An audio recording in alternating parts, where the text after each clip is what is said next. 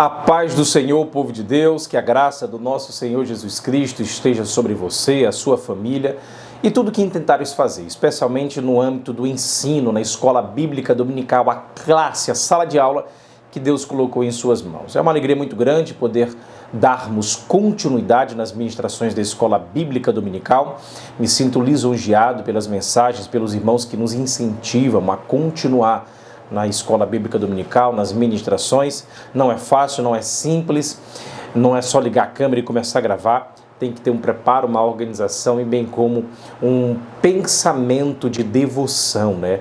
De entender e sabermos que tudo isso é para a honra e glória do nome do Senhor. Não é para nós, não é para o nosso engrandecimento, mas é para magnificar e bendizer aquele que nos dá vida.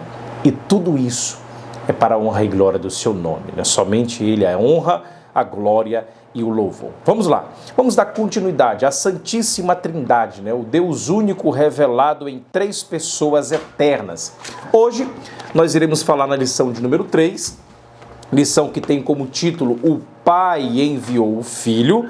Texto áureo, 1 de João capítulo 4, verso 9, diz assim: manifestou o amor de Deus para conosco, o seu Filho unigênito ao mundo, para que por ele vivamos. Verdade prática, o envio do Filho revela o amor do Pai e a perfeita unidade da Trindade no plano da salvação, garantindo a redenção e a adoção dos crentes. Escute isso, como é maravilhoso e especial.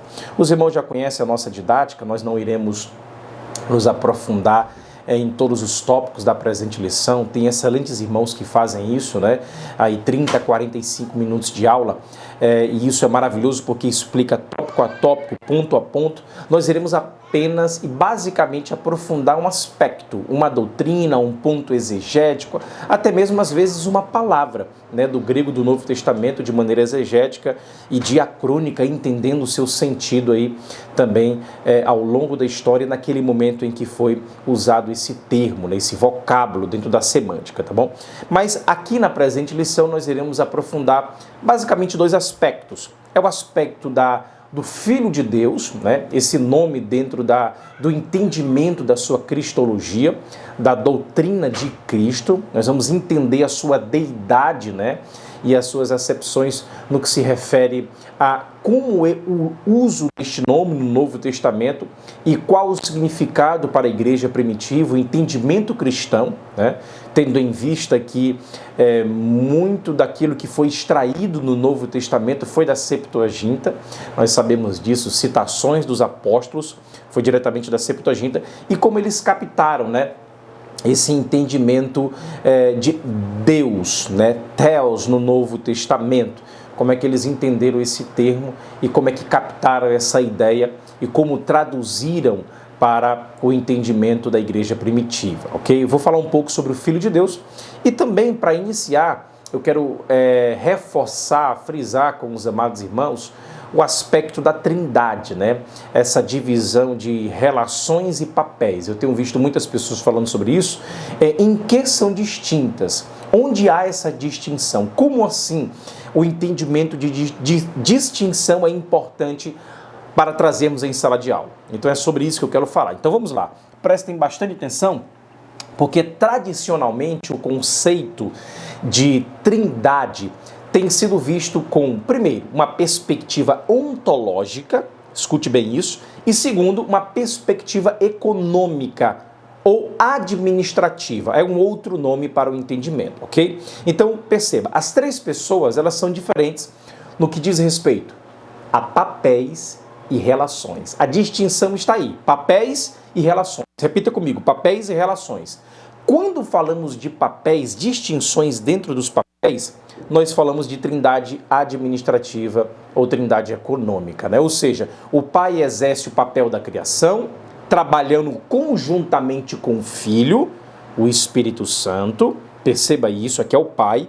O Filho exerce o papel principal na salvação, entra o tópico da lição, e aí ele trabalha junto com o Pai e com o Espírito Santo, e o Espírito Santo exerce o papel principal na santificação, obviamente trabalhando junto com o Pai e com o Filho para produzir a transformação.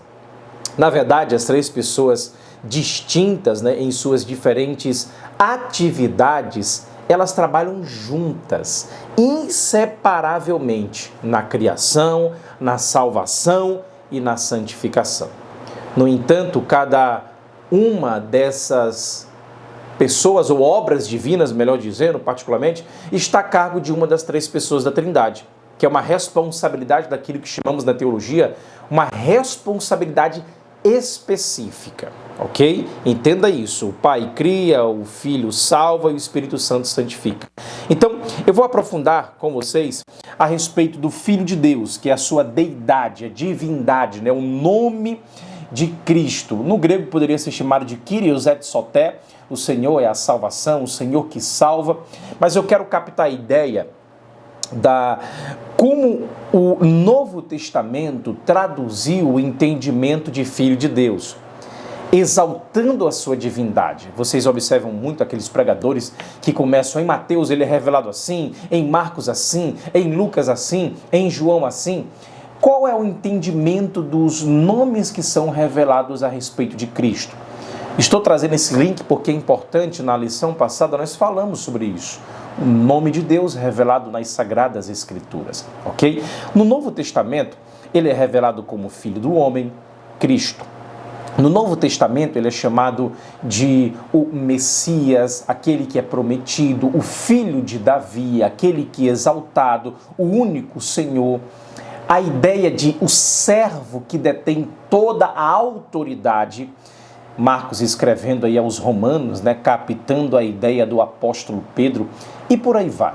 Mas eu quero falar com os amados irmãos uma verdade que precisamos considerar. O seguinte: primeiro, o Filho de Deus, ele tem a consciência de si mesmo. Compare isso lá em Lucas capítulo 2, verso de número 48 ao 52. O próprio Cristo faz reivindicações de si mesmo. Mateus capítulo 11, verso 27, João capítulo 17, verso 25, fala a respeito disso. Cristo falando da sua divindade. Ele é o Filho de Deus. E isso, meus irmãos, é no sentido único. Por isso que a lição fala unigênito. Jesus é descrito como aquele que mantém uma relação com Deus.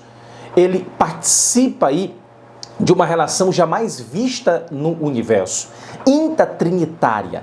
Lucas, o único escritor do Novo Testamento que relata um incidente, né, da infância de Jesus, ele nos diz que com a idade de mais ou menos 12 anos, pelo menos, Jesus estava cônscio de duas coisas. Primeiro, uma revelação especial para com Deus, a quem ele descreve como o seu Pai. E segundo, uma missão especial na terra.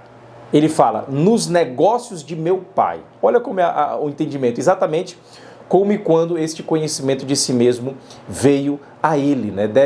Ele deve permanecer um mistério para nós. Nós não sabemos, ele sempre foi o Filho de Deus. Porém, chegou um tempo quando, depois de estudar as Sagradas Escrituras, né, relacionadas com o Messias de Deus, raiou em sua mente esse conhecimento íntimo de que ele, o Filho de Maria, não era outro senão o Cristo de Deus. Que coisa maravilhosa, né? E Cristo também reivindicava uma comunhão e um conhecimento divino. Leia Mateus 11, 27, João 17, 25. Ele alegava revelar a essência do Pai em si mesmo. Ele assumiu prerrogativas divinas. Sabemos disso, onipresença, poder para perdoar pecados, poder para ressuscitar mortos. Observamos isso lá em João capítulo 6, verso 39. Ele proclamou-se juiz e árbitro do destino do homem. Está lá em João capítulo 5, verso 22. Leia esses textos para perceber essa exaltação do seu próprio ser, da divindade. Então, por que é importante nós ressaltarmos isso? Porque na plenitude dos tempos, Gálatas capítulo 4, nós aprendemos muito bem isso a respeito do apóstolo Paulo, quando revela Cristo como o Senhor de todas as coisas, que o mundo estava preparado. A filosofia grega, a praticidade, as estradas e as construções romanas, o coração sedento dos judeus, na expectativa intertestamental dos escritos escatológicos, apócrifos, que desejavam, almejavam o libertador. Então é isso que precisamos entender. O mundo, palco, teatro das operações estava pronto. E Cristo veio em grande poder e glória. Não veio apenas como um carpinteiro de Nazaré, ou um homem que veio do deserto pregando a salvação e dizendo que ele era a própria mensagem, não.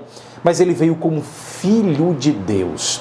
O maior milagre da Bíblia, meus irmãos, não é a água ser transformada em vinho no Antigo Testamento. No Novo Testamento, nas bodas de Caná, que o próprio Cristo realizou como primeiro milagre. Ou lembrando no Antigo Testamento, a água se transformar em sangue para alertar o coração de Faraó. Ou o machado subir novamente nas águas, ou a carruagem de fogo subir aos céus. Ou a transformação e a multiplicação de pães e peixes. Não foi o paralítico andar. Não foi simplesmente o entendimento do homem quanto o seu próprio pecado. Mas o maior milagre da Bíblia que podemos vislumbrar é a encarnação de Cristo. É a encarnação de Deus. Ele vindo em pele humana. Quer conhecer a Deus, olhe para Cristo. Um teólogo diz que ele é a exegese de Deus Pai. É isso que precisamos entender. A profundidade disso. Ele é Filho de Deus, unigênito. Único. Como ele não existe. Não existe como o nosso Senhor.